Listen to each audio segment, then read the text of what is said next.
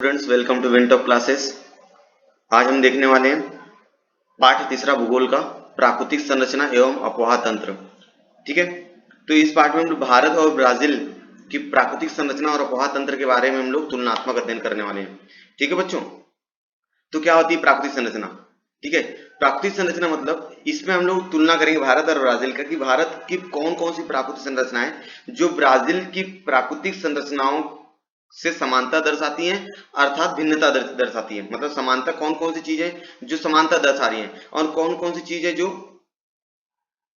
भिन्नता दर्शा रही है। ठीक है, मतलब कौन कौन सी चीजों में वो हमारे प्राकृतिक संरचना भारत से मिलती है या नहीं मिलती है। अपोहा तंत्र, जल प्रणाली। जल प्रणाली मतलब कौन कौन सी नदियां भारत में, कौन कौन सी प्रमुख नदियां भारत की और प्रमुख नदियों ब्राजील की। जैसे भारत की प्रमुख नदियों में सबसे बड़ी नदी आ जाती है अमेजन।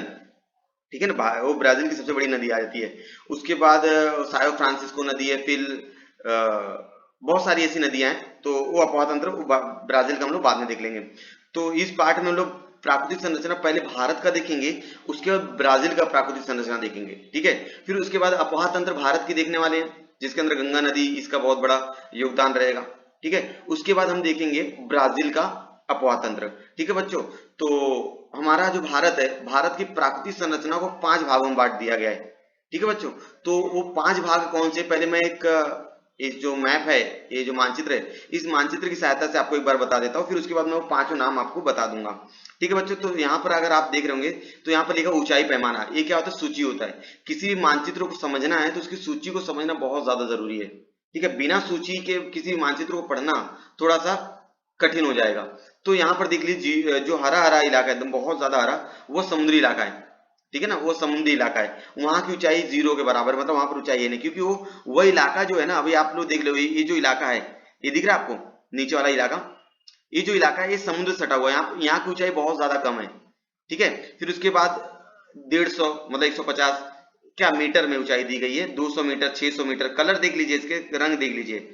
तो 6000 से लेकर 8000 मीटर तक की ऊंचाई वाले इलाके भी भारत में पाए जाते हैं। अगर बात करें 6000 से लेकर 8000 वाला ऊंचाई वाला इलाका कौन सा है सर, तो मैं बताऊंगा आपको कि यहाँ पर ये जम्मू कश्मीर दिख रहा है आपको, ये जम्मू कश्मीर वाला जो इलाका है, ये 6000 से लेकर 8000 ऊंचाई वाला इलाका हो जाए। जैसे यहाँ पर केटू एक शिखर है। ठीक है, केटू के बारे में इसके पहले भी कक्षाओं में आपने पढ़ा होगा। केटू यहाँ पर शिखर है जिसकी ऊंचाई यहाँ पर 8681 मीटर दिया गया है। बच्चों, अगर आपको एकदम बहुत ज्यादा अच्छे समझना है तो आपकी किताब आप साथ में लेके बैठिएगा, किताब ले लीजिएगा और पेंसिल ले लीजिएगा। जो जो मैं बताते जाऊंगा उसको वहां पर टिक करते जाना। ठीक है, टिक करते लिखते जाना, तो और बहुत ज्यादा आपको समझ में आएगा। ठीक है बच्चों, तो यहाँ पर केटू देख लिया आपने, काराकोरम स्लोक है, फिर सॉल्ट झील है, यहाँ पर बहुत सारे, गंगा पर्वत है, नंगा पर्वत, सॉरी नंगा पर्वत 8126 मीटर का है। देख रहे हो बच्चों, यहाँ पर नंगा पर्वत है 8126 और यहाँ पर केटू शिखर 8681। तो देखो यहाँ पर ऊंचाई बहुत ज्यादा है। ठीक है, तो इसके बाद अगर हम लोग बात करें कि सर तो ये 0 वाला बता दिया मैंने, 600 मीटर ऊंचाई वाला ये इलाका देख लो। जैसे अरावली पर्वत, महादेव पहाड़ियां हो गए, छोटा नागपुर का पठार हो गया, मेकल पहाड़ियां हो गई। ठीक है, महादेव पहाड़ियां हो गई, हरिश्चंद्र, कलसुबाई। समझ, कलसुबाई क्या महाराष्ट्र का सबसे ऊंचा शिखर है। कलसुबाई महाराष्ट्र का सबसे ऊंचा शिखर जिसकी ऊंचाई 1646। कलसुबाई का जिक्र कक्षा 9वीं में भी किया गया है। कक्षा 9वीं की जो भूगोल है उसमें भी बताया कलसुबाई महाराष्ट्र का सबसे ऊंचा शिखर है। ठीक है बच्चों, इसको याद रखिएगा कलसुबाई के बारे में। और यहाँ पर बच्चों, यहाँ पर देखो हमको ना 3 सागर प्राप्त हुए हैं। एक है बंगाल की खाड़ी, मतलब जो पूर्व की तरफ, पूर्व दक्षिण में बंगाल की खाड़ी, और यहाँ पर अरब सागर है जो पश्चिम दक्षिण में है। दिख रहा है अरब सागर, मतलब गुजरात के नीचे, अरब सागर है। और यहाँ पर अगर आप लोग देखेंगे बांग्लादेश दिख रहा है, यहाँ पर बांग्लादेश, यहाँ ये बांग्लादेश रहेगा। तो बांग्लादेश के आगे आपका बंगाल की खाड़ी है। ठीक है, और यहाँ पर श्रीलंका, तो यहाँ पर हिंद महासागर है। ठीक है, और हमको यहाँ पर द्वीप, द्वीप मतलब क्या होता है बच्चों? द्वीप मतलब ऐसा इलाका, ऐसा भूभाग जो सभी जगहों से समुद्र से व्याप्त हो और बीच में क्या हो, भूभाग हो। ठीक है, उसको हम लोग क्या बोलेंगे? द्वीप बोलेंगे। जैसे यहाँ पर हमको ना 2 द्वीप समूह बहुत इंपॉर्टेंट है। एक है अंडमान निकोबार द्वीप समूह और दूसरा है लक्षद्वीप द्वीप समूह। समूह मतलब अंडमान निकोबार में बहुत, हमारे भारत में ना बहुत सारे छोटे बड़े द्वीप है। ठीक है, बहुत सारे छोटे बड़े द्वीप हैं, लेकिन अगर मेन बात किया जाए तो अंडमान निकोबार द्वीप समूह और लक्षद्वीप द्वीप समूह, जो बंगाल की खाड़ी में जितने भी द्वीप आते हैं, जितने भी द्वीप बंगाल की खाड़ी में आते हैं, वे सारे के सारे द्वीप अंडमान निकोबार द्वीप समूह में आ जाते हैं, और जितने द्वीप अरब सागर में आएंगे वो सारे के सारे द्वीप लक्षद्वीप में आ जाएंगे। बच्चों यहाँ पर अगर आप लोग लक्षद्वीप में देखोगे तो चेतलन द्वीप है, किल्तान है, कड़माट है, अंद्रोय द्वीप है, कल्पनी है, सुहेली पार है, ठीक है, परमेलू पार है, विरामगढ़ है। तो ये बहुत सारे छोटे छोटे क्या है द्वीप, इन सारे द्वीपों को क्या कहा जाएगा, लक्षद्वीप द्वीप समूह। और अगर हम लोग अंडमान निकोबार में जाएंगे तो उत्तर अंडमान, मध्य अंडमान, बैरन द्वीप, बैरन द्वीप के बारे में आपको बच्चों कक्षा 9वीं में आपने पढ़ा है। बैरन द्वीप जो है वह सक्रिय ज्वालामुखी से बना हुआ द्वीप है, ठीक है ना, सक्रिय ज्वालामुखी। सक्रिय ज्वालामुखी क्या होता है बच्चों, तो आपको याद आएगा कि वे ज्वालामुखी जो एक निश्चित समय के बाद क्या होता है बार बार आते रहता है, ठीक है, वो ज्वालामुखी कभी भी आ सकती है। तो उन ज्वालामुखी का जो ज्वालामुखी होने के बाद जो लावा होता है ना, वो लावा क्या होता है वहां पर बिखर जाता है, जब वो ठंडा हो जाता है सूख के वहां पर क्या होती है परत तैयार हो जाती है, फिर उस तरह से वहां पर द्वीप तैयार होता है। ठीक है बच्चों, यहां तक आपको समझा होगा। अगर इस पार्ट को पूरा एकदम अच्छे से समझना है तो इस जो ये मानचित्र है, इस मानचित्र को एकदम डिटेल में एकदम अध्ययन कीजिएगा, एकदम गहराई में जाकर अध्ययन कीजिएगा कहाँ पर कौन सी चीजें हैं, ठीक है। और एक चीज और मैं बताना चाहूंगा बच्चों, यहाँ पर आपको सिंधु नदी दिख रहा होगा। सिंधु नदी के बारे में थोड़ा सा जिक्र कर दूं मैं कि सिंधु नदी ये 3 देशों से गुजरती है, पहला पाकिस्तान, फिर भारत, फिर बांग्लादेश, ठीक है। जब भारत पाकिस्तान में रहती है तो उसका नाम सिंधु है, ठीक है। तो सिंधु की 5 सहायक नदियां हैं बच्चों, कभी कभी पूछा जाता है सिंधु की सहायक नदियों का नाम बताओ, तो सिंधु सहायक नदी चिनाब है, झेलम है, रावी है, सतलुज है, ठीक है, और व्यास।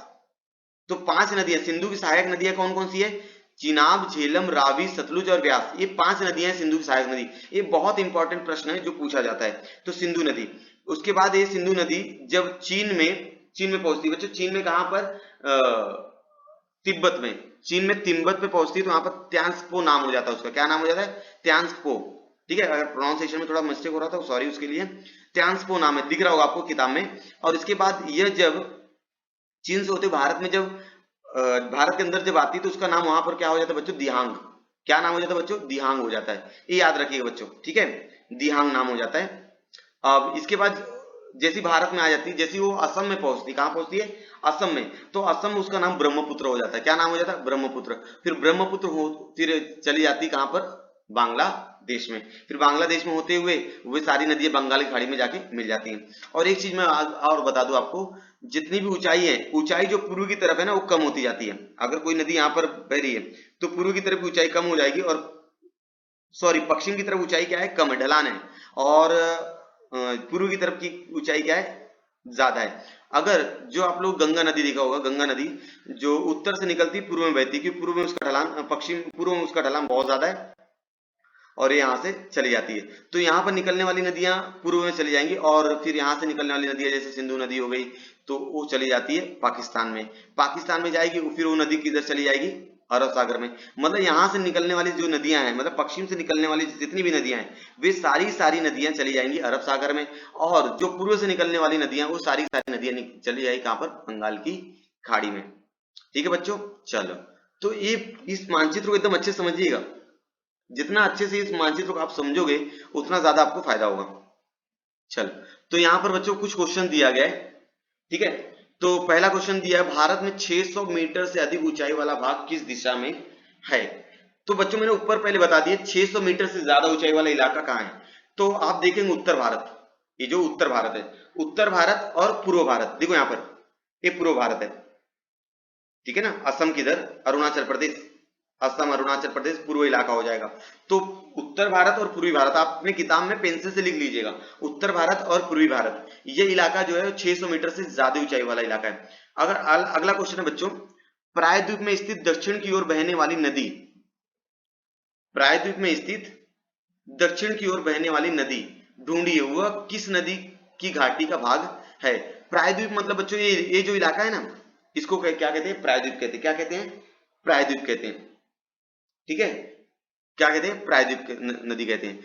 तो कौन सी नदी है दक्षिण की ओर बहने वाली नदी, कहां पर, दक्षिण मतलब नीचे की तरफ, मतलब उसका उद्गम तो होता होगा उत्तर में, लेकिन वो बहती कहां पर है, दक्षिण में बहती। कहां पर बहती बच्चों, दक्षिण में। तो दक्षिण में बहने वाली नदी खोजो तो आप लोग, तो आपको दिखेगा, यहां पर आपको दिखेगा कि प्राणहिता, क्या दिखेगा आपको बच्चों, प्राणहिता।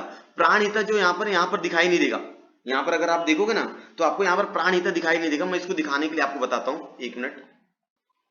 हाँ बच्चों देखो, ये देखो दिख रहा है इधर प्राणहिता, ये प्राणहिता देखो, इसका एरो देखो नीचे की तरफ जा रहा है, ठीक है। ये प्राणहिता नाम है, प्राणहिता नाम की नदी है जो दक्षिण की तरफ बहती है। और एक किस नदी की घाटी में, तो गोदावरी नदी। देखो यहाँ पर गोदावरी नदी में जाके मिल जाएगा, ठीक है।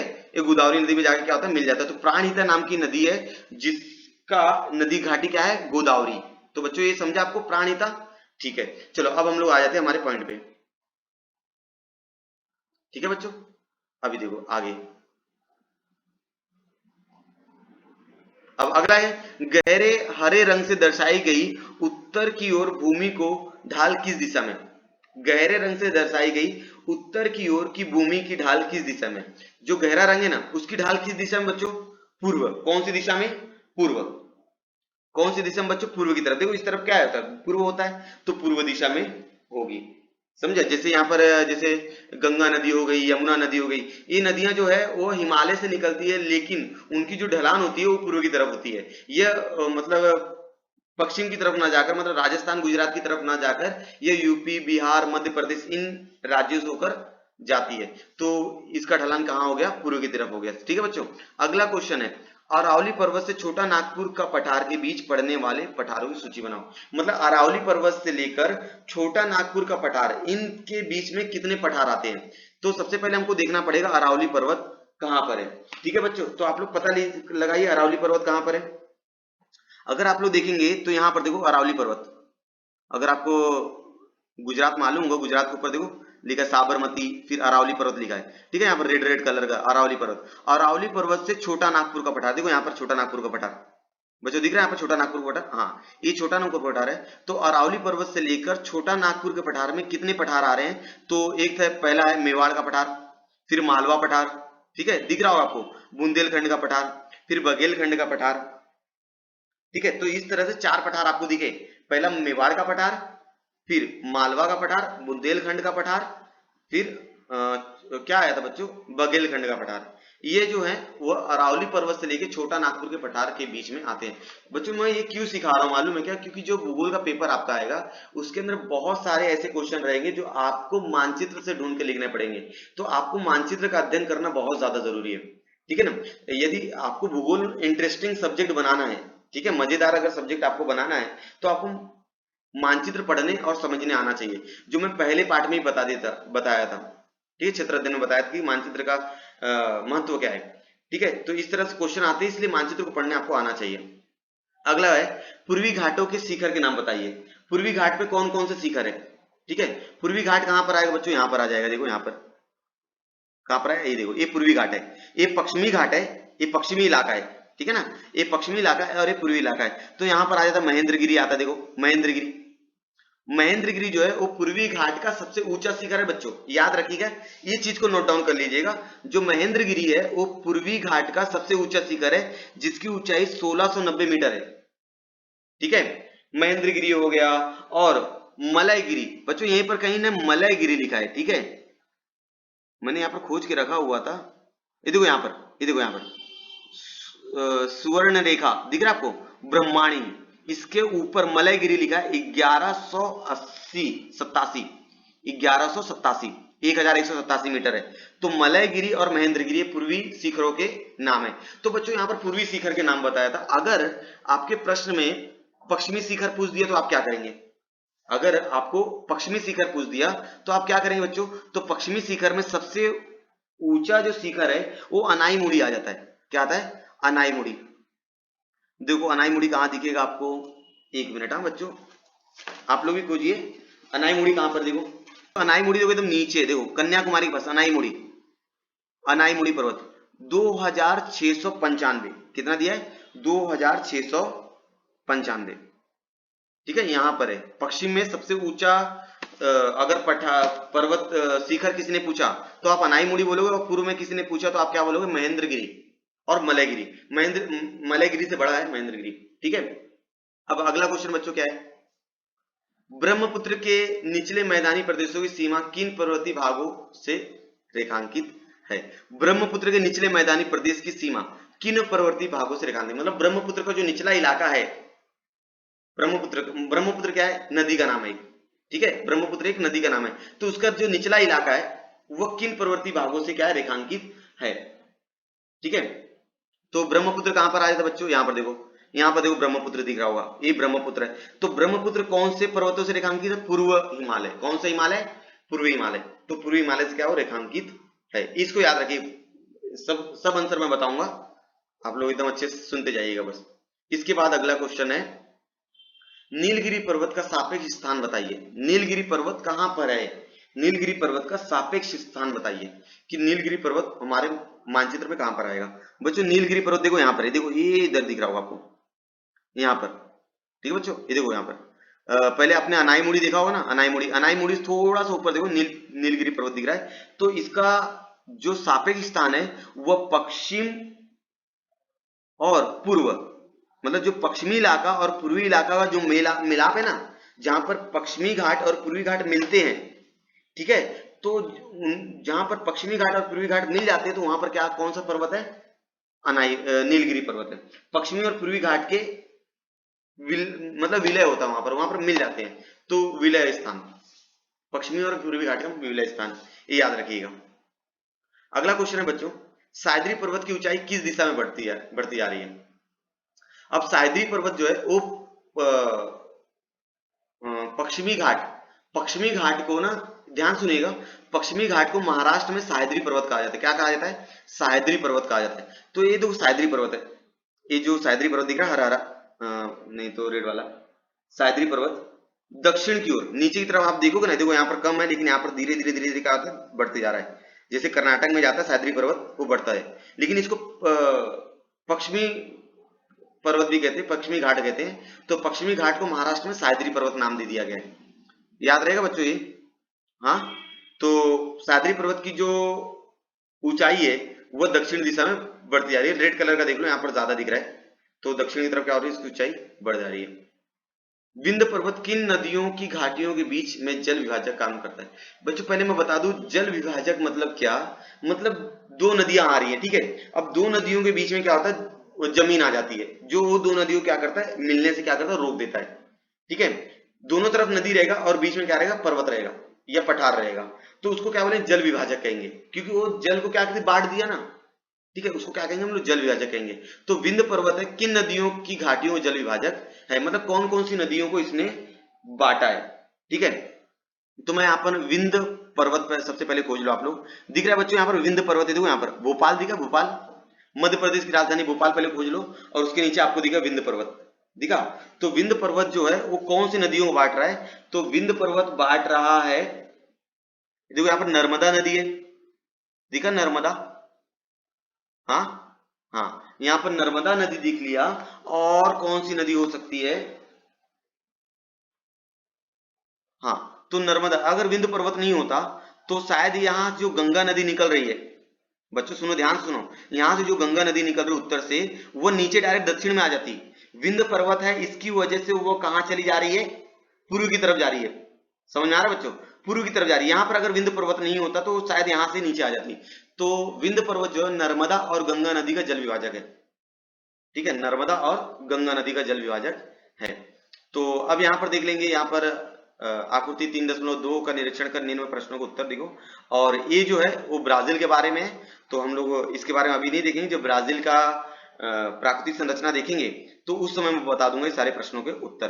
तो अब हम लोग आ जाते हैं भारत की प्राकृतिक संरचना में जो 5 घटक हैं, उन पांचों घटकों के बारे में हम लोग पढ़ेंगे।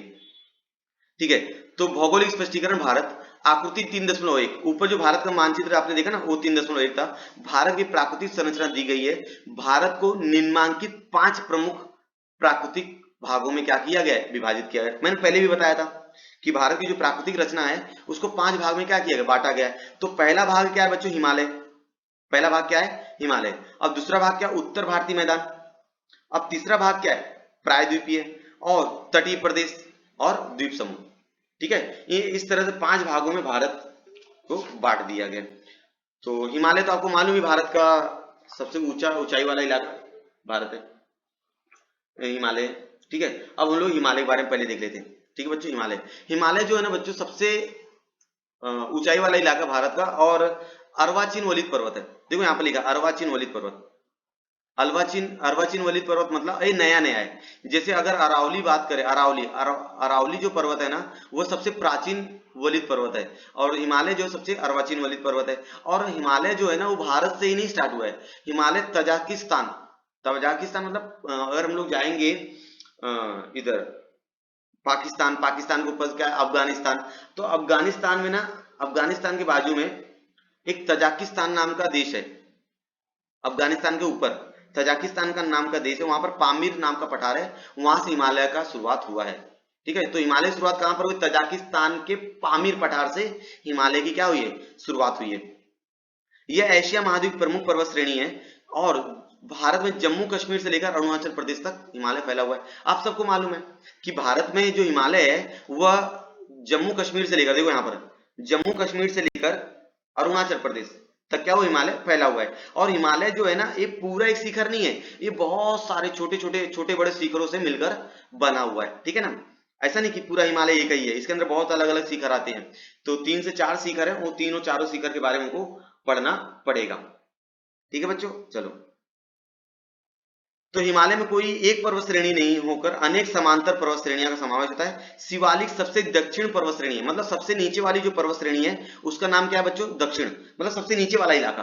देखो ये जो सबसे नीचे वाला इलाका आप अगर देखोगे तो शिवालिक है, ये नीचे वाला इलाका देखेंगे ना तो शिवालिक, और सबसे शिवालिक जो है ना उसकी ऊंचाई सबसे कम है। अगर किसी ने पूछा हिमालय की जो पर्वत श्रेणियां हैं उनमें सबसे कम ऊंचाई वाली पर्वत श्रेणी, तो उसका नाम क्या है? शिवालिक। शिवालिक है। फिर शिवालिक के ऊपर जाएंगे तो हमको मिलेगा लघु हिमालय। लघु हिमालय के ऊपर जाएंगे तो हमको हिमाद्री मिलेगा, और उसके बाद क्या मिलेगा? हिमालय के परे के पर्वत श्रेणी। तो शिवालिक सबसे दक्षिण पर्वत श्रेणी है, ये सबसे नई पर्वत श्रेणी है, अभी अभी तैयार हुआ है, दक्षिण में है, मतलब ज्यादा नया नया है। शिवालिक पर्वत श्रेणी उत्तर की ओर जाते समय, यदि आप शिवालिक पर्वत श्रेणी से उत्तर की तरफ जाओगे तो आपको कौन मिलेगा? लघु हिमालय मिलेगा। ठीक है, और लघु हिमालय से थोड़ा सा और ऊपर जाओगे तो आपको क्या मिलेगा? हिमाद्री, वृद्ध हिमालय कहा जाता है जिसको। और हिमालय के परे के पर्वत श्रेणियां, अब मैं बता देता हूं कि हिमालय के पर्वत परे की पर्वत श्रेणियां कौन कौन सी है। जो हिमालय के परे है, जो एक्चुअल में असलियत में वो हमारे भारत में नहीं है, उनकी जो शुरुआत हुई है, उनका जो उद्गम हुआ भारत में नहीं हुआ है। जैसे काराकोरम हो गया, गिलगिट हो गया, ठीक है, ये जो काराकोरम हो गया, गिरगिट हो गया, केटू हो गया, ये जो पर्वत श्रेणियां ना हिमालय के परे के पर्वत श्रेणियों में आ जाते हैं। ठीक है बच्चों, और अगर हम लोग दक्षिण में है तो दक्षिण की जो पर्वत श्रेणी रहेगी वह नवीन रहेगी, नई पर्वत श्रेणी रहेगी। जितना हम लोग ऊपर की तरफ जाएंगे तो पर्वत श्रेणियां क्या हो जाएगी? उतनी पुरानी होती जाएंगी। ठीक है, दक्षिण से उत्तर की ओर जाते समय पर्वत श्रेणियां पुरानी हो जाएंगी, ऐसा। इन्हीं पर्वत श्रेणियों को पश्चिम हिमालय कहा जाता है। ठीक है, अब सुनो, इनको क्या कहा जाता है? इनको पश्चिम हिमालय कहा जाता है। इसको क्या कहा जाता है? पश्चिम, क्योंकि पश्चिमी इलाका है, इसको पश्चिमी हिमालय कहा जाता है। इसको कहा जाएगा मध्य हिमालय, और इसको पूर्व हिमालय कहा जाता है। तो हिमालय को 3 भाग में बांटा गया है, पश्चिमी हिमालय, मध्य हिमालय और पूर्व हिमालय। अब देख लेते हैं आगे। इन्हीं पर्वत श्रेणी में पश्चिमी हिमालय जो कश्मीर में है, मतलब कश्मीर में जो हिमालय उसको पश्चिमी हिमालय, मध्य हिमालय कुमायूं हिमालय, ठीक है, और पूर्व हिमालय असम का हिमालय कहा जाता है। जो पूर्व में है ना असम, अरुणाचल प्रदेश, तो उनको कहा जाता है। ये विभाजित किया जा सकता है। ठीक है, अब बच्चों देखना है उत्तर भारतीय मैदान। उत्तर भारतीय मैदान बच्चों कहां पर है वो मैं बता दूं। उत्तर भारतीय मैदान मतलब ये जो हिमालय के दक्षिण से लेकर जो प्रायद्वीप है ना, नीचे वाला इलाका, ये जो त्रिकोण दिख रहा है आपको, ये त्रिकोण दिख रहा है भारत का, त्रिकोण जैसी आकृति, ये प्रायद्वीप है। क्या है? प्रायद्वीप। प्रायद्वीप के उत्तर से, हिमालय के पश्चिम से प्रायद्वीप के उत्तर, और राजस्थान और गुजरात के पूर्व पश्चिम से लेकर असम तक फैला हुआ क्या है? उत्तर भारतीय मैदान है। ठीक है, तो उत्तर भारतीय मैदान के बारे में आपने देखा। उत्तर भारतीय मैदान में क्या होता है बच्चों की, सिंचाई के लिए पानी उपलब्ध होता है, वहां पर बहुत सारी नदियां होती हैं, और वहां की जो मृदा होती है वह फसल के लिए क्या होती है? बहुत ज्यादा उपजाऊ होती है। जैसे अगर बात करें पंजाब और हरियाणा, यहाँ पर गेहूं और चावल की पैदावार ज्यादा होती है क्योंकि ये उत्तर भारतीय मैदान में आते हैं। उसी तरह यूपी और बिहार में बहुत सारे उत्पादन किया जाता है चावल और गेहूं का। तो जो उत्तर भारतीय मैदान में जो इलाके आते हैं वहां पर कृषि ज्यादा की जाती है, तो वहां पर प्रमुख व्यवसाय जो होता है वह कृषि होता है। ठीक है बच्चों, चलो यह प्राकृतिक विभाग हिमालय के दक्षिण तलहटी से भारत के प्रायद्वीप की उत्तरी सीमा, मतलब हिमालय का जो दक्षिणी इलाका है वहां से लेकर जो प्रायद्वीप है नीचे, भारत का जो नीचे वाला इलाका है उसके उत्तरी में फैला हुआ है। वैसे ही पश्चिम, पश्चिम मतलब राजस्थान, मैंने बताया पश्चिम में राजस्थान पंजाब से लेकर पूर्व में कहां तक, असम तक फैला हुआ है। यह अधिकांश रूप से निचला और समतल होता है। ये जो उत्तर भारतीय मैदान है वो समतल इलाका है, ज्यादा ऊंचाई वाला इलाका नहीं है। उत्तर भारतीय मैदानों को दो भाग में बांटा जा सकता है। उत्तर भारतीय मैदान को कितने भाग में बांटा जा सकता है, दो। हाँ चलो, अरावली पर्वत के पूर्व की ओर का भाग गंगा नदी का मैदान, अरावली पर्वत के पूर्व की ओर जाएंगे तो गंगा नदी का मैदान आएगा, मतलब वहां पर गंगा नदी, देखो अरावली पर्वत यहाँ पर है, ये अरावली पर्वत है, इसके पूर्व में जाएंगे तो ये गंगा नदी का मैदान, मतलब यहाँ पर जो सिंचाई व्यवस्था की जाती है वो गंगा नदी के जो पानी होता है उस पानी का ज्यादा से ज्यादा इस्तेमाल किया जाता है खेती में। तो दो भाग में बांटा जा सकता है उत्तर भारतीय मैदान को। पहला अरावली पर्वत के पूर्व के भाग और दूसरा रहेगा, आगे देखेंगे, इसे गंगा के मैदान के रूप में भी जाना जाता है। इस मैदान की ढाल पूर्व की ओर है। अगर हम लोग बात करें अरावली पर्वत के पूर्व की ओर, तो ये अरावली पर्वत पूर्व की ओर जो भी इलाका आएगा वो गंगा का मैदान कहा जाएगा। किसका मैदान कहा जाएगा, गंगा का मैदानी प्रदेश कहा जाएगा, क्योंकि यहाँ पर जो सिंचाई व्यवस्था है, मतलब खेतों में जो पानी है वो मुख्य रूप से गंगा के पानी का उपयोग करके सिंचाई की जाती है। ठीक है, तो इस तरह से अरावली पर्वत के पूर्व का इलाका माना जाता है। भारत के पश्चिम भाग में बंगाल राज्य का अधिकांश भाग एवं बांग्लादेश को मिलाकर ब्रह्मपुत्र का त्रिभुज प्रदेश बनता है। इस प्रदेश का नाम सुंदरबन है। ठीक है, अब ये त्रिभुज प्रदेश देखो, मैं बताता हूं त्रिभुज प्रदेश। तो हमारा जो पश्चिम बंगाल है, पश्चिम बंगाल का अधिकांश इलाका पश्चिम बंगाल हो गया, दूसरा बांग्लादेश हो गया, और यहाँ पर ब्रह्मपुत्र नदी, तो ब्रह्मपुत्र नदी और यहाँ पर पश्चिम बंगाल से आने वाली बहुत सारी नदियां, जैसे गंगा नदी पश्चिम बंगाल से ऊपर जाती है। तो यहाँ पर जो नदियों का जो गति होता है ना, नदियों जब गति है वो बहुत कम होती है, तो नदियों की गति कम होने की वजह से वो अपने साथ अवक्षेप लेकर आती है। अवक्षेप मतलब कुछ मिट्टी हो गया, कंकड़ हो गया, वो सारी चीजें लेकर आती है। तो नदियों का वेग कम होने की वजह से वे क्या करती है, यहाँ पर उसको, नदियों प्रवाह कम होता है, तो प्रवाह कम होने की वजह से यहाँ पर उनका क्या होता है, निक्षेपण हो जाता है। वो जो कंकड़ है, पत्थर है, मिट्टी है, उनका क्या होता है, निक्षेपण हो जाता है, जिसकी वजह से वहां पर डेल्टा प्रदेश बन जाता है। ठीक है, और ये विश्व का सबसे बड़ा डेल्टा प्रदेश, सुंदरबन जो है ना, वह विश्व का सबसे बड़ा डेल्टा प्रदेश के रूप में जाना जाता है। तो जो सुंदरबन है उसका थोड़ा इलाका पश्चिम बंगाल में आता है, और जो ज्यादा से ज्यादा इलाका वो बांग्लादेश में है। ठीक है बच्चों, ये याद रहेगा आपको। ठीक है, सुंदरबन मतलब पश्चिम बंगाल, और ब्रह्मपुत्र और ये क्या नाम है, बांग्लादेश, इनमें जो नदियां हैं, इन नदियों के जो क्षार होते हैं या कंकड़ मिट्टी होते हैं, नदियों की स्पीड कम होने की वजह से, वेग कम होने की वजह से ये सारी क्या करते हैं, वहां निक्षेपण हो जाते हैं, जिसकी वजह से वहां पर डेल्टा प्रदेश की निर्मित होती है, और यह डेल्टा प्रदेश पूरे विश्व का सबसे बड़ा डेल्टा प्रदेश के रूप में जाना जाता है। इस बात को याद रखिएगा। ठीक है बच्चों, तो ये हो गया आपको उत्तर भारतीय मैदान। ठीक है, अब आगे भी दिया गया उत्तर भारतीय मैदान में, देखो क्या है, ये देखो, ये त्रिभुज प्रदेश है, दिख रहा है आपको, ये डेल्टा प्रदेश है, त्रिभुज प्रदेश भी कहा जाता है, डेल्टा प्रदेश भी कहा जाता है। ठीक है, उत्तर भारतीय मैदान पश्चिम के भाग में रेगिस्तान है, सही बात है। अगर आप पश्चिम इलाके, पूर्व में जाओगे तो आपको मालूम है असम की तरफ आप जा रहे हो, लेकिन अगर पश्चिम में आप जाओगे तो रेगिस्तान है, राजस्थान की तरफ, वहां पर अधिकांश इलाका जो राजस्थान का है वो रेगिस्तान से पूरा है, और कुछ इलाके हैं पंजाब के भी जो रेगिस्तान में आ जाते हैं। यह थार का रेगिस्तान या मरुस्थली नाम से प्रसिद्ध है, उसको थार का रेगिस्तान कहा जाता है। राजस्थान का अधिकांश भाग रेगिस्तान से व्याप्त है। आप सभी को मालूम है राजस्थान का जो अधिकांश इलाका है वह रेगिस्तान के नाम, रेगिस्तान ज्यादा, वहां पर कुछ इलाकों को अगर छोड़ दिया जाए तो पूरा का पूरा राजस्थान अगर रेगिस्तान में ही है, वहां खेती बहुत कम की जाती है। इसके उत्तर की ओर का भाग, अगर हम लोग राजस्थान के उत्तर में जाएंगे, देखो राजस्थान कहां पर, यहाँ पर है। ठीक है, यहाँ पर क्या है, राजस्थान है, इसके उत्तर में क्या है, पंजाब है।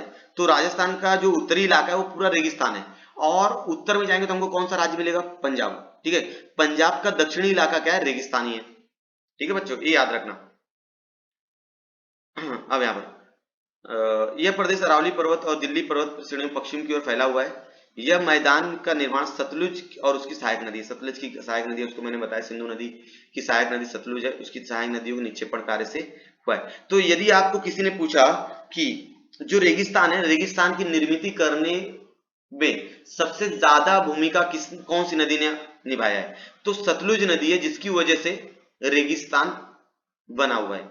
सतलुज नदी की सहायक नदी निक्षेपण से वहां पर रेगिस्तान की निर्मित हुई। सामान्य पंजाब मैदान की ढलान पश्चिम की ओर है, जो पंजाब है ना, उसका जो ढलान है वो पश्चिम की ओर है, इसलिए पंजाब में जितनी भी नदियां हैं वे सारी नदियों का ढलान जो है वो पश्चिम की तरफ जाता है, और बाद में वो सारी की सारी नदियां यहाँ चली जाती है, कहाँ, पाकिस्तान में। सामान्य पंजाब मैदान की ढलान पश्चिम की ओर है। यह मैदानी प्रदेश की मृदा उपजाऊ होने के कारण यहाँ कृषि व्यवसाय बड़े पैमाने पे किया जाता है। मैंने पहले ही बताया था बच्चों कि जो पंजाब का मैदान है वह कृषि के लिए बहुत ज्यादा उपजाऊ है, वहां की मृदा बहुत ज्यादा उपजाऊ है, इसलिए बहुत ज्यादा भारत का बहुत ज्यादा जो गेहूं और चावल का पैदावार है वो पंजाब में अधिकतर किया जाता है। तो इसको याद रखिएगा बच्चों। अगला जो इस तरह से हमने दो देख लिया, प्राकृतिक संरचना में दो देख लिया, पहला देखा हिमालय, दूसरा देखा उत्तर भारतीय मैदान। अब तीसरा प्रायद्वीपीय। तो प्रायद्वीप मैंने बताया उत्तर भारतीय मैदान के दक्षिण, अगर हम लोग उत्तर भारतीय मैदान जो है उसके दक्षिण की तरफ जाएंगे, ठीक है, तो शंक्वाकार, नीचे दिख रहा है आपको शंक्वाकार, भारत का जो शंक्वाकार इलाका है ना, ये देखो ये नीचे वाला इलाका ए, इसको प्रायद्वीप कहा जाता है। क्या कहा जाता है? प्रायद्वीप। अगर हम लोग उत्तर भारतीय मैदान के नीचे जाएंगे, दक्षिण की तरफ जाएंगे, तो हमको प्रायद्वीप मैदान दिखेगा। ठीक है बच्चों, दक्षिण की ओर फैला हुआ है, हिंद महासागर की ओर शंक्वाकार हो जाता है। हिंद महासागर नीचे आपने देखा है, प्रदेश भारतीय प्रायद्वीप के रूप में जाना जाता है। इसके अनेक छोटे बड़े पर्वत एवं पठार है, जो प्रायद्वीप है वहां पर बहुत सारे छोटे बड़े पर्वत और पठार मिलते हैं। इनमें उत्तर की ओर अगर ऊपर जाएंगे तो अरावली पर्वत, महाराष्ट्र में देखो अरावली पर्वत सर्वाधिक प्राचीन वलित पर्वत है। बच्चों मैंने इसके पहले बताया था जो हिमालय है वो नवीन अर्वाचीन पर्वत है, तो सबसे पुराना जो वलित पर्वत है उसका नाम है अरावली। क्या नाम है? अरावली। इस भाग में समतल मैदानों की सीमांकन करने वाले पठारों श्रृंखला मध्य में विंध्य और सतपुड़ा पर्वत है। मध्य में जाएंगे तो विंध्य और सतपुड़ा पर्वत, और पश्चिमी घाट और पूर्वी घाट पर्वतीय प्रदेश है। ठीक है, पश्चिमी घाट देखो यहाँ पर ये दिख रहा है आपको, ये पश्चिमी घाट है और ये क्या है? पूर्वी घाट है। बच्चों यहाँ पर पश्चिमी घाट है और यहाँ पर क्या है? पूर्वी घाट। पश्चिमी घाट की जो चौड़ाई है वो कम है और पूर्वी घाट की चौड़ाई बहुत ज्यादा है, क्योंकि यहाँ पर बहुत सारी अधिकतर नदियां जो होती हैं वो पूर्वी घाट की तरफ जाती है, और पूर्वी घाट से मतलब जो नदियां पूर्वी घाट की तरफ जाएंगी ना उन नदियों का जो वेग होता है वो कम होता है। ठीक है, और जो नदियां पश्चिम की तरफ जाएंगी उन नदियों का जो वेग होता है वो बहुत ज्यादा होता है। बहुत ज्यादा बोले तो मतलब बहुत स्पीड में जाती हैं, वहां पर कंकड़ बोल सकते हैं या बहुत सारी खाड़ियों का निर्माण होता है, वहां पर पानी रुकता ही नहीं है। ठीक है, जैसे ठाणे की खाड़ी हो गई, खंबात की खाड़ी हो गई, तो पश्चिमी इलाकों में ना खाड़ी ज्यादा बनती है, क्योंकि वहां की नदियों का जो वेग होता है, प्रवाह का वेग होता है वो बहुत ज्यादा होता है। पहाड़ी इलाका है, देख लो ना यहाँ पर कितना पहाड़ी इलाका है, तो नदियों का वेग बहुत ज्यादा होने की वजह से खाड़ी का निर्माण ज्यादा होता है। और अगर वो नदी पूर्व की तरफ जाएगी, जैसे गोदावरी नदी हो गई, इंद्रावती हो गई, महेंद्रगिरी हो गई, ये सारी नदियां ना पूर्व की तरफ जाती हैं, तो पूर्व की तरफ जाने पर इसकी नदियों का वेग क्या होता है? कम हो जाता है, जिससे वो अपने साथ जो मिट्टी है, कंकड़ है, वो सारी चीजें लेकर आती है और यहाँ पर बहा देती है, तो यहाँ पर डेल्टा प्रदेश ज्यादा बनता है। ठीक है, तो पूर्व की तरफ डेल्टा प्रदेश ज्यादा बनता है और पश्चिम की ओर डेल्टा प्रदेश बनता ही नहीं है। अगर किसी ने पूछा कि भारत में सबसे ज्यादा डेल्टा प्रदेश कहां पर है, तो आप बताइएगा पूर्व की तरफ है। उसका कारण भी मैंने बता दिया, क्योंकि यहाँ पर आने वाली नदियों का जो वेग होता है वो बहुत कम होता है, और वेग कम होने की वजह से वो अपने साथ बहा कर लाएगी काप की मिट्टी, जिसको हम लोग बोलते हैं काप की मिट्टी, रेत, ये सारी चीजों को क्या करते हैं वहां पर निक्षेपण कर देते हैं, और इससे वहां पर डेल्टा प्रदेश क्या होता है? निर्मित हो जाता है। तो अब यहाँ पर क्वेश्चन दिया है, अरावली पर्वत किस दिशा में फैला हुआ है? बच्चों अगर हम लोग अरावली पर्वत की बात करें तो पहले हमको देखना पड़ेगा अरावली पर्वत है कहाँ। देखो यहाँ पर मेवाड़ का पठार, देखो अरावली पर्वत पहले बताया था, अरावली पर्वत छोटा नागपुर का पठार, वो किस तरफ फैला हुआ है? तो वो फैला हुआ है दक्षिण की तरफ। ठीक है बच्चों, कहाँ पर फैला हुआ है? दक्षिण, दक्षिण की तरफ, दक्षिण पश्चिम में। ठीक है, दक्षिण पश्चिम में देखो इसकी मोटाई बहुत ज्यादा हो गई है, दक्षिण की तरफ, दक्षिण पश्चिम, याद रखिएगा अरावली पर्वत की जो चौड़ाई है वो दक्षिण पश्चिम में ज्यादा है। और अरावली पर्वत की नदियों में जल विभाजक है, जैसे हमने देखा था कि कौन सा था? विंध्य पर्वत ना, कि नदियों में जल विभाजक विंध्य पर्वत। तो वो नर्मदा और गंगा नदी का जल विभाजक था। उसी तरह अरावली जो पर्वत है वो कौन सी नदियों का जल विभाजक है? तो अरावली पर्वत किन नदियों का जल विभाजक है? तो देख लो अरावली पर्वत, ये साबरमती दिख रहा है, साबरमती, और कौन सी नदी? साबरमती है और माही, ये देखो साबरमती और माही नदी, इन नदियों का जल विभाजक है। तो अरावली पर्वत, साबरमती, साबरमती और अरावली, इन दो नदियों क्या है? जल विभाजक है। इन दोनों नदियों मिलने से रुकता है। और इसके पहले मैंने बताया कि जल विभाजक मतलब क्या होता है, ठीक है? दो नदियों के बीच में आ जाएगा जिससे वो दोनों नदियां मिल नहीं पाती हैं। अगला क्वेश्चन है, अरावली पर्वत के पूर्व के पठारों पर स्थित पर्वत श्रेणियों के नाम बताओ। अरावली पर्वत के पूर्व में जाना है और वहां पर देखना कौन कौन से पठार हैं, ठीक है? अरावली पर्वत के पूर्व में मैंने पहले ही बता दिया है कि भाई अरावली पर्वत के पूर्व में देख लो आप लोग, विंध्य पर्वत है, ठीक है? पर्वत देखना है, विंध्य पर्वत है, सतपुड़ा हो गया, और विंध्य पर्वत है एक दिख रहा है, और कौन सा पर्वत देखना, पठार नहीं देखना। पर्वत तो विंध्य पर्वत है, और बस सतपुड़ा भी आता है लेकिन दिख नहीं रहा है वहां पर। आगे अगला क्वेश्चन है, दक्कन के पठार का विस्तार किन किन राज्यों में है? मतलब जो दक्कन का पठार है, देखो यहाँ पर ये दक्कन का पठार है, यहाँ पर दक्कन का पठार है बच्चों। यहाँ पर थोड़ा सा मैं बार बार वो मानचित्र को ला रहा हूं ताकि आपको मानचित्र देख के समझ में आए। ये जो पठार दिख रहा है ना, ये दक्कन का पठार, देखो यहाँ पर लिखा है कर्नाटक का पठार के ऊपर देखो दक्कन का पठार, ऐसे राउंड में लिखा है, राउंड में गोल गोल जा रहा है। दक्कन का पठार किन किन राज्यों में है? तो दक्कन का पठार अगर मैं बात करूं तो महाराष्ट्र, कर्नाटक और तेलंगाना, ये महाराष्ट्र में भी दक्कन का पठार है, कर्नाटक में भी है, और तेलंगाना, मतलब 3 राज्यों में दक्कन का पठार है, ठीक है? याद रहेगा। फिर अगला क्वेश्चन क्या है हमारा, देख लेते हैं बच्चों। अगला क्वेश्चन है हमारे पास है, दक्कन पठार के पश्चिम की ओर कौन से पर्वत है? पश्चिम की ओर कौन सा पर्वत है? दक्कन पठार के पश्चिम की ओर कौन सा पर्वत है? अब देखो ये दक्कन का पठार है, इसके पश्चिम मतलब इधर जाओ, तो यहां पर आपको कौन सा पर्वत मिलेगा? यहां पर आपको मिलेगा सह्याद्री पर्वत। क्या मिलेगा? सह्याद्री पर्वत। इसके पहले मैंने बता दिया सह्याद्री पर्वत जो पश्चिमी पर्वत होते हैं, पश्चिमी घाट है, उसको महाराष्ट्र में सह्याद्री पर्वत नाम दिया गया है। क्या नाम दिया है? सह्याद्री पर्वत। तो दक्कन के पश्चिम में अगर किसी ने पूछा कौन सा पर्वत है, तो आप क्या बताएंगे? क्या बताएंगे? सह्याद्री पर्वत। क्या बोलेंगे? सह्याद्री पर्वत। अगला क्वेश्चन देख लेते हैं। पश्चिम घाट की विशेषता। तो पश्चिम घाट की अगर मैं विशेषता बताऊं तो आपको समझ में आएगा, मैंने पहले बता दिया है कि पश्चिम घाट की जो चौड़ाई है वह बहुत कम है। पश्चिम घाट की चौड़ाई देखो बहुत कम है, और यहाँ पर आने वाली नदियों का जो वेग होता है बहुत ज्यादा होता है, और पश्चिमी घाट में ज्यादातर खाड़ियों का निर्माण होता है। किसका निर्माण होता है? खाड़ी का निर्माण होता है, ठीक है? ठीक है ना बच्चों, यहाँ तो समझ में आ गया। तो ये सारी चीजें होती है, ठीक है? ये याद, इतना याद रखना।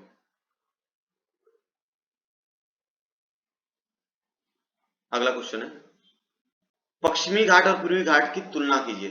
अगर मैं तुलना करूं पश्चिमी घाट और पूर्वी घाट का, तो पहले मैं बता दिया कि पूर्वी घाट जो चौड़ाई ज्यादा है और पश्चिमी घाट की जो चौड़ाई कम है। और पश्चिमी घाट में ना बहुत कम नदियां हैं, मतलब पश्चिमी घाट की तरफ आने वाली नदियों की संख्या बहुत कम है, पूर्वी घाट की तरफ जाने वाली नदियों की संख्या बहुत ज्यादा है। ये याद रखना, इतना बस, बस इतना हो गया। अब आगे देखते हैं तटीय प्रदेश।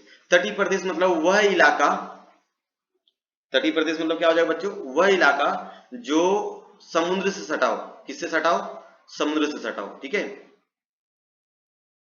किससे सटा हो? समुद्र से। समुद्र सटे हुए इलाके को तटीय प्रदेश कहते हैं। तो हमारे पास 2 तटीय प्रदेश है, पूर्वी तटीय प्रदेश और पश्चिमी तटीय प्रदेश। आप लोग मानचित्र में आपको जाके देख सकते हो। भारत को करीब 7,500 किलोमीटर लंबाई का तटीय प्रदेश प्राप्त हुआ है, ठीक है? भारत को 7,500 किलोमीटर लंबाई तटीय प्रदेश। तटीय प्रदेश ये बहुत ज्यादा असर करता है किसी भी देश की विकास करने में। अगर वहां का तटीय प्रदेश जितना ज्यादा होगा तो समुद्री मार्ग से जो यातायात होता है, समुद्री मार्ग से जो व्यापार होता है वो ज्यादा होगा, इसलिए ना उस देश का विकास ज्यादा हो जाए। जिसको समुद्री तट मिला हुआ है वह देश देखोगे ना आप लोग बहुत ज्यादा विकास करते हैं, क्योंकि लोग समुद्र से क्या करते हैं? अपना यातायात व्यापार करते हैं। समुद्र जो होता है सबसे सस्ता मार्ग होता है व्यापार करने के लिए, यातायात करने के लिए। तो तटीय प्रदेश बहुत ज्यादा भूमिका निभाता है किसी भी देश के विकास में, ठीक है? अब अगला, ये तट प्रायद्वीप के पूर्व और पश्चिम की ओर है, ठीक है? पूर्व की तरफ भी है और पश्चिम की तरफ भी है। ये दोनों तटीय प्रदेश बहुत भिन्न है। उसके ऊपर भी मैंने बता दिया है कि पूर्वी तटीय प्रदेश और पश्चिमी तटीय प्रदेश किस तरह से अलग अलग चौड़ाई देखा हमने, नदियों की संख्या देखी। अब देखो पश्चिम तट अरब सागर से सटा हुआ है, देख लो आप पश्चिम तट, ये जो पश्चिमी तट है वो अरब सागर से सटा हुआ है और इसकी चौड़ाई जो है वो बहुत कम है। और जो पूर्वी तट है वो बंगाल की खाड़ी से सटा हुआ है, ठीक है, बंगाल की खाड़ी से सटा हुआ है। ठीक है बच्चों, यहां तक समझ में आ रहा है क्या आप लोगों को? ठीक है। और यहाँ पर बहुत सारी पर्वत है, यहाँ पर पर्वत की संख्या बहुत ज्यादा है, पश्चिमी तट में पर्वत की संख्या बहुत ज्यादा है। तुलना करेंगे किससे? पूर्व की तरफ, पूर्व में पर्वत की श्रृंखलाएं बहुत कम है। ठीक है बच्चों, यहां तक समझ में आया क्या? ठीक है। अब यहाँ पर आने वाली नदियों की जो संख्या है, पश्चिमी तट पर आने वाली नदियों की संख्या बहुत कम है और पूर्व की तरफ आने वाली नदियों की संख्या क्या है? बहुत ज्यादा है, ये याद रखना। ठीक है। तो पश्चिमी तट पर त्रिभुज का प्रदेश तैयार होता है क्या? नहीं। इसके पहले मैंने बहुत बार एक्सप्लेन किया है कि पश्चिमी तट पर त्रिभुज प्रदेश नहीं बनता, क्योंकि यहाँ नदियों की गति क्या होती है? बहुत ज्यादा होती है, नदियां रुकेंगी नहीं, जब रुकेंगी नहीं तो वो किसी भी तरह का निक्षेपण नहीं करेंगी। और त्रिभुज प्रदेश बनना मतलब वहां पर निक्षेपण कार्य होना, जब निक्षेपण कार्य होगा ही नहीं तो त्रिभुज के प्रदेश कैसे बनेगा? ठीक है। तो पश्चिम की तरफ कोई भी त्रिभुज प्रदेश नहीं बनता है और पूर्व की तरफ त्रिभुज प्रदेश बनता है, ये याद रखिएगा बच्चों। आपको सारा चीज समझ में आएगा यदि वीडियो आप स्टार्ट टू एंड तक देखोगे तो। कहां तक था मैं? हाँ, तटीय प्रदेश। अच्छा, तो पश्चिमी तट अरब सागर से सटा है, यह तट पथरीला है, पथरीला बहुत पहाड़ी इलाका है। ठीक है। पश्चिमी घाट की अनेक पर्वत श्रृंखलाएं तट तक आई हुई हैं, यह तट की चौड़ाई कम है। पश्चिमी तट से अधिक गति से बहने वाली अनेक छोटी नदियां तट पर मिलती है, इसलिए इन नदियों में मुहाने पर त्रिभुज प्रदेश नहीं बनता है। ठीक है। अब अगला पूर्वी पूर्वी तट, पूर्वी तट बंगाल की खाड़ी से सटा हुआ है। ठीक है, पूर्वी तट आप लोग जाके देखोगे तो बंगाल की खाड़ी से क्या हुआ है? सटा हुआ है। पश्चिमी तट से एवं पूर्वी तट से निकलकर पूर्व की ओर बहने वाली अनेक नदियां किनारे पर आकर मिलती है। ऐसी बहुत सारी नदियां जो पूर्वी तट से और पश्चिमी तट से निकलती हैं और सारी नदियां कहाँ चली जाती हैं? पूर्वी तट में चली जाती है। पूर्वी तट में जाके फिर जो बंगाली खाड़ी है वो बंगाली खाड़ी में जाकर मिल जाती है। ठीक है। थोड़ा चीजों को ना सोचने का प्रयास कीजिए किस तरह से होता होगा। लंबी यात्रा कर पूर्व तट पर आने के बाद भूमि का मंद गति। अब आपको एक चीज समझ में आना चाहिए कि नदियों की स्पीड वो कम क्यों हो जाती है, क्योंकि जो पूर्वी तट की अधिकतर नदियां होती है उनको ना बहुत दूरी तय करनी पड़ती है। जो बहुत ज्यादा दूरी तय करती है तो उन नदियों का जो वेग होता है वो कम हो जाता है, जिसकी वजह से वहां पर निक्षेपण कार्य होता है। कक्षा 9वीं में आपने सीखा निक्षेपण क्या होता है। ठीक है, निक्षेपण होता है और निक्षेपण होने के साथ साथ वहां पर काप की मिट्टी जमा हो जाती है और वहां पर त्रिभुज प्रदेश क्या होता है?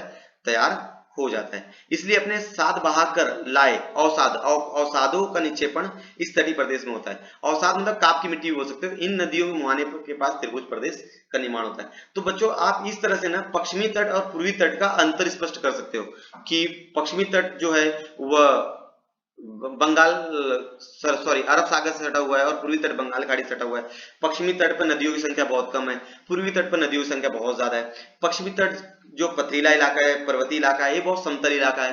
ठीक है। और पश्चिमी तट पर त्रिभुज प्रदेश की निर्मित नहीं होती है और पूर्वी तट पर त्रिभुज प्रदेश की निर्मित होती है। तो बच्चों यहां तक समझ में आ रहा है क्या आप लोगों को? चलो, अब आखिरी जो है प्राकृतिक रचना में, प्राकृतिक विभाग में भारत का द्वीप समूह। तो बच्चों मैं वीडियो की स्टार्टिंग में बता दी, हमारे पास ना दो, भारत को ऐसे देखा जाए तो बहुत छोटे बड़े द्वीप हैं, लेकिन मेन जो द्वीप है एक है लक्षद्वीप द्वीप समूह और एक है अंडमान निकोबार द्वीप समूह। जो अंडमान निकोबार द्वीप समूह है वह देखो यहाँ पर एक बार मैं आपको फिर से दिखा देता हूँ। देखो अंडमान निकोबार द्वीप समूह एकदम नीचे, ठीक है, भारत में एकदम नीचे अंडमान निकोबार द्वीप समूह, बंगाली खाड़ी में अंडमान निकोबार द्वीप समूह आ जाता है और अरब सागर में आपको लक्षद्वीप द्वीप समूह आ जाते हैं। ठीक है। ये जो अंडमान निकोबार द्वीप समूह है इसमें बहुत अधिकांश द्वीप जो है ना ज्वालामुखी से निर्माण हुए। ज्वालामुखी का उद्गार होता है, उससे लावा निकलता है और जो लावा ठंडा हो जाता है तो परत पे क्या होता है? फैल जाता है और उस तरह द्वीप का निर्माण होता है। तो याद रखिएगा कि अंडमान निकोबार द्वीप समूह में जो अधिकांश द्वीप है वह ज्वालामुखी के उद्गार से निर्माण हुए हैं। और अगर बात करें लक्षद्वीप द्वीप समूह की तो यहाँ पर बहुत सारे ऐसे द्वीप है जो एटोल प्रकार के, एटोल मतलब आप लोगों को टायर दिखा है, साइकिल का टायर होता है देखो, तो साइकिल के टायर में क्या होता है? साइड साइड में टायर होता है, बीच में क्या होता है? खाली जगह होती है। या तो आप बोलो चूड़ी, तो चूड़ी में उस तरह की आकृति में, तो साइड साइड में क्या होगा? जमीन रहेगी और बीच में और चारों तरफ क्या रहेगा? पानी रहेगा, बीच में जमीन रहेगी। तो इस तरह से आप लोग बोल सकते हैं एटोल द्वीप। देखो यहाँ पर दिख रहा है। ठीक है। अच्छा, एटोल द्वीप याद रखिएगा टायर का एग्जांपल मैंने दिया है, तो टायर में बीच में खाली जगह होती है, बीच में पानी होता है, और इस तरह से याद रखना। भारत की मुख्य भूमि तट के पास अनेक छोटे बड़े द्वीप है, इनका समावेश तटीय द्वीप समूहों में किया जाता है। इसके अलावा अरब सागर एवं बंगाल की खाड़ी दोनों में एक एक बड़ा द्वीप समूह, सही बात है, एक अरब सागर में द्वीप समूह है, एक बंगाली खाड़ी में है, ठीक है। बंगाली खाड़ी में कौन सा द्वीप आ जाता है, द्वीप समूह आ जाता है, अंडमान निकोबार आ जाता है, और अरब सागर में कौन सा द्वीप आ जाता है, लक्षद्वीप आ जाता है। तो अरब सागर के द्वीप समूह को लक्षद्वीप कहते हैं, सही बात है। जो भी द्वीप समूह अरब सागर में आएंगे उसको लक्षद्वीप कहा जाएगा, और बंगाली खाड़ी में स्थित द्वीपों को अंडमान निकोबार कहते हैं। और जितने भी द्वीप है जो बंगाल की खाड़ी में आएंगे उनको अंडमान निकोबार द्वीप समूह कहा जाता है। लक्षद्वीप अधिकांश द्वीप एटोल, एटोल मतलब आपको एक राउंड रहेगा, उस राउंड में क्या होगा कि बीच में पानी रहेगा, बीच में समुद्र रहेगा, और साइड साइड में कैसे बताओ, टायर जानते हो ना, टायर, साइकिल का टायर, अगर टायर कूलर निकाल दो तो बीच में देखो खाली जगह रहेगी, और इस तरह से उसकी रचना होती है। ये आकार में छोटे और उनकी ऊंचाई क्या होती है, कम होती है। तो अंडमान समूह में प्रमुख द्वीप ज्वालामुखी द्वीप से बनते हैं। मैंने पहले बताया कि अंडमान निकोबार द्वीप जो समूह है वो अधिकांश जो द्वीप होते हैं वो ज्वालामुखी से बने हुए हैं, सक्रिय ज्वालामुखी, जैसे बैरन द्वीप, बैरन द्वीप के बारे में आपने कक्षा 9वीं में पढ़ा हुआ है कि बैरन द्वीप कैसे सक्रिय ज्वालामुखी, वहां पर बहुत बार ज्वालामुखी आती है, इस तरह बैरन द्वीप का निर्माण हुआ है, ठीक है। ये आकार में बड़े और आंतरिक भाग में ऊंची पहाड़ियां होती हैं। तो जैसे एटोल द्वीप आकार में छोटे होते हैं और उनकी ऊंचाई कम होती है, एटोल द्वीप की, जो लक्षद्वीप में आते हैं उनकी ऊंचाई कम होती है और आकार में छोटे होते हैं। लेकिन अगर अंडमान निकोबार द्वीप समूह की बात की जाए तो वे आकार में बड़े भी होते हैं और आंतरिक भाग में ऊंचाई क्या होती है उनकी, बहुत ज्यादा होती है। उसी समूह में बैरन द्वीप भारत का एकमात्र सक्रिय ज्वालामुखी है। निकोबार समूह में भी कुछ द्वीप एटोल प्रकार के हैं। अगर अंडमान निकोबार में जाए तो निकोबार में ना कुछ ऐसे द्वीप हैं जो एटोल प्रकार के हैं, ठीक है बच्चों। तो ये द्वीप समूह हमारा हो गया। तो बच्चों इस वीडियो में आज के लिए इतना ही। आज हम लोग क्या देखें, भारत के बारे में देखें, भारत की प्राकृतिक संरचना देखें। अब मैं पार्ट 2 जब अपलोड करूंगा उसके अंदर मैं बताऊंगा कि ब्राजील की प्राकृतिक संरचना क्या है, ठीक है। तो ये मेरा पहला वीडियो था, मतलब इस तरह से। तो अगर आपको वीडियो पसंद आए तो अपने दोस्तों के साथ क्या करना है, इसको शेयर कर लेना, और चैनल पे अगर नए हो तो चैनल को सब्सक्राइब कर लेना।